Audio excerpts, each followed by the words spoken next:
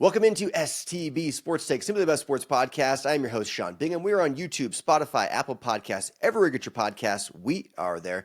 Please subscribe. Also follow us on social media, TikTok and Instagram in particular. Guys, I wasn't even going to do a podcast today. This will be super quick. I couldn't resist doing a pod today, though, because I cannot believe what I'm seeing from LeBron James. I cannot believe this. He went on his podcast and talked about how ring culture in the NBA is weird. Have a listen.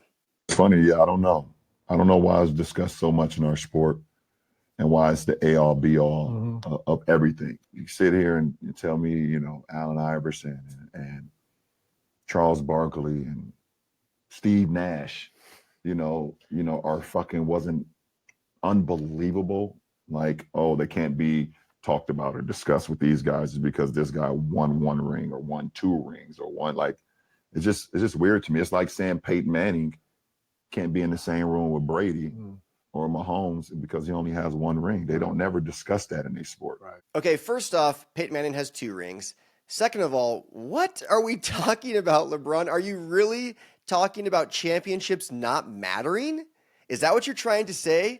How do you LeBron fans not see what he's trying to do? Michael Jordan has 6, he has 4. Kobe Bryant has 5, he has 4. Everybody knows that is one of the key selling points for their argument over his argument. He's clearly trying to subtly and passive-aggressively discredit them. He's trying to tear Michael Jordan's legacy down, tear Kobe Bryant's legacy down by saying that ring culture is weird. Who cares? No, Steve Nash can't be mentioned in the same sentence as Magic Johnson. I'm sorry, he can't. He can be mentioned with John Stockton. He can be mentioned with Chris Paul. But no, he's not Steph Curry. He's not Magic Johnson. He's not. And no, Charles Barkley can't be mentioned with Tim Duncan. He's not Tim Duncan. He can be talked about with Karl Malone, but not with Tim Duncan. If you have the stats and you have the rings, you are better. Period. There's 5 players that play on an NBA court. That means one player can have a greater impact on a team sport in basketball than in any other team sport by far, hands down, no questions asked. So yes, the great ones find ways to win rings. Does it mean Steve Nash wasn't any good? No. Does it mean Charles Barkley wasn't any good? No. Can they be talked about with other greats? Yes, they can. But can they be talked about as the greatest? No. That's Peyton Manning's biggest flaw. On the biggest stage, he was not the same stellar Peyton Manning we saw in the regular season. So no, he's not Tom Brady. He's not Patrick Mahomes. He's not Joe Montana. He's an echelon right below those guys. He's probably the 4th best all time, and he won 2 rings. So yes, LeBron knows exactly what he's doing here. How can anyone say this isn't calculated? This is the weirdest thing. What's weird, LeBron, is that you aren't valuing rings. That is what's freaking weird. And what's Steve Nash going to say here? Steve Nash, A, doesn't have a ring, and B, is getting paid by LeBron to do the podcast. He just sits there, This is freaking so weird. I cannot believe LeBron stooped to this level to talk about ring culture being weird. Rings don't matter. It's not a big deal. It's a huge deal. You play to win the game. Hello? You play to win the game.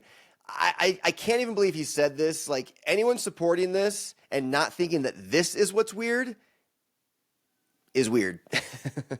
Then later in the podcast, he talks about the triangle offense. Why are they talking about the triangle offense? Could it maybe be because the 2 guys that have more rings that are talked about frequently as being better than him won 11 combined rings using the triangle offense, and so he wants to somehow now discredit that? It wouldn't be any good in today's game. And he has this little smirk on his face, like, you could just switch things. You could take it away. It wouldn't really work. Check it out. But now the game is just so much different. To try to run the triangle offense right now, it'd be very challenging, just because how the game is played and also how defense is covering. You could take a lot of things away, now by just like switching a lot of things, depending on your personnel, obviously, and that has a lot to do with it. But I think it was great in this time. But okay, I get it. All the LeBron fans are going to fill the comments and say that I'm a hater. But how do you not see what he's trying to do here? The triangle offense won 11 championships with Phil Jackson, 6 with Michael Jordan, 5 with Kobe Bryant.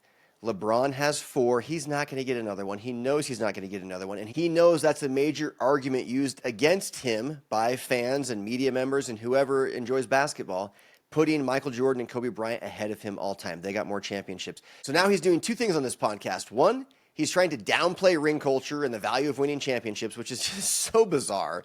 And then 2, he's trying to downplay the very offense that won the championships for the 2 guys that many people put ahead of him. I'm sorry, if you don't view this as calculated and strategic, you think they're just coming up with these topics on the fly on the podcast. You don't think LeBron knows in advance what's going to be discussed. You don't think he has a heavy influence on what's going to be discussed.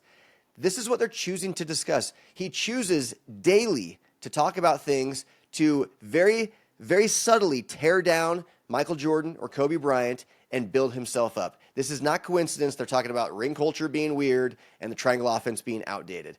First off, the triangle offense does get used. Maybe teams should go back to the triangle offense. Golden State uses it a little bit, and they've won 4 titles. Maybe teams should use it. It won 11 championships for other guys. Now, I get it. There are some things that I agree with. Like, I do think that Charles Barkley is an all-time great. I do think that Karl Malone and John Stockton are all-time greats. But because they don't have championships, they are not Tim Duncan. They are not Magic Johnson. They are not Steph Curry. To be the greatest, you have to win multiple championships, period. And you have to have the crazy dominant stats to go with it. That's just how it works. And that's how it should work. We do play to win championships. We value championships. The entire season and postseason is geared around crowning a champion. So no, ring culture is not weird. What's weird is not valuing the very thing you're playing for. All right, moving on to the WNBA. Caitlin Clark and the Indiana Fever back in action against the Connecticut Sun. They handle things just fine, win by 17. Caitlin Clark was a plus 31 in the box score plus minus. Dominant performance yet again. But the big story of the night is that Caitlin Clark got absolutely body checked to the floor right here by Marina Mabrey after she took a foul, gave a little shove, and then Marina Mabrey just, boom, body checks her to the floor. What are these WNBA players thinking? I get it. You're competitive women. You want to win the game, but keep it about basketball. Caitlin Clark is the golden goose. Do not injure her. Do not create enemies. Like, go at her physically, go at her on the basketball court, but don't be the bad boy Piston. You're going to lose viewers. You're going to lose fans. You're going to lose revenue. Keep her healthy and go at her from a basketball-only standpoint. Show the world that you can beat her on the basketball court, not beat her up. Nobody cares about that. In fact, the second she's off the court, we all stop watching. That's just proven fact. Viewership dropped by 55%. If I'm in the WNBA, I am thanking my lucky stars. I'm there at the same time as Caitlin Clark because now the entire world is going to get to see me play basketball, and I have a chance to show them that I'm better than they thought, that I'm just as good as Caitlin Clark, or I'm close to that, or whatever, and I have a chance to make more money. The last thing I'm going to do is try and injure the very person that is giving me that opportunity. Again, I'm not saying you have to suck up to her and like do her favors and let her have open shots or whatever. Go at her as hard as you can on the basketball court in basketball plays, not as a bully pushing her around. All right, you guys, that's all the time I have for today for the podcast. I hope you enjoyed it. It's a quick one. We are STB Sports Take. Find us on Instagram and TikTok and all the good stuff. Please hit that subscribe button. I am out. Peace.